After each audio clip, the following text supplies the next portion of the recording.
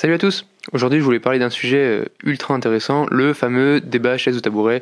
Non, pas du tout en fait. Je voulais parler des galères de la vie de coloc. Parce que oui, être en coloc, c'est pas toujours facile. Surtout quand votre coloc, c'est le glandeur de l'extrême.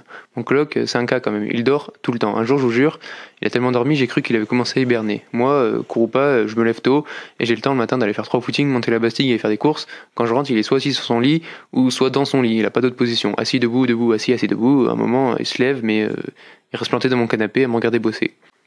Il est tellement flemmard que des fois, je m'amuse à faire des tests, genre laisser la poubelle pleine et voir combien de temps il va mettre à la sortir. Mais bon, sa fainéantise m'a rattrapé, quand le sac a débordé, il en a ouvert à nouveau, et il a flemme de descendre l'ancien que du coup, on a un putain de sac poubelle dans le couloir. Sa vie, elle est tellement lente qu'à un moment, je vous jure, je l'ai vu vivre en marche arrière. Il se brossait les dents avant de manger. Sauf que ça c'est aussi parce qu'il se lève trop tard pour déjeuner, du coup quand il se brosse les dents, c'est déjà l'heure de manger.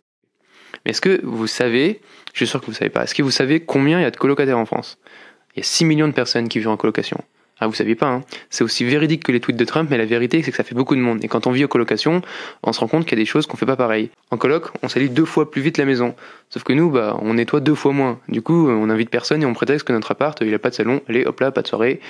N'empêche, même s'il est réveillé que quelques heures par jour, heureusement qu'il est là quand même. Sinon, mes journées de confinement, tout seul, ce serait pas la folie. Tu vois, moi je suis quelqu'un, j'ai besoin de voir du monde, sinon c'est comme ça, je me sens pas bien.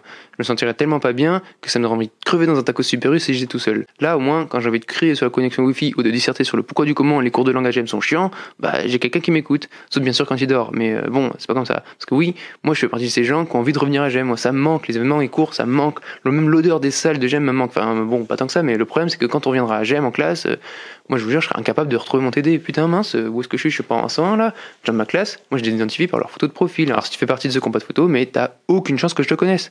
Quand on doit faire un travail de groupe, la seule personne que je connais dans le groupe, c'est mon coloc. Donc bon, heureusement qu'il est là quand même. Sans lui l'appart c'est un peu plus propre, même si c'est pas moi qui fais le plus d'efforts, mais bon, on s'amuserait quand même beaucoup moins. Allez, à la prochaine.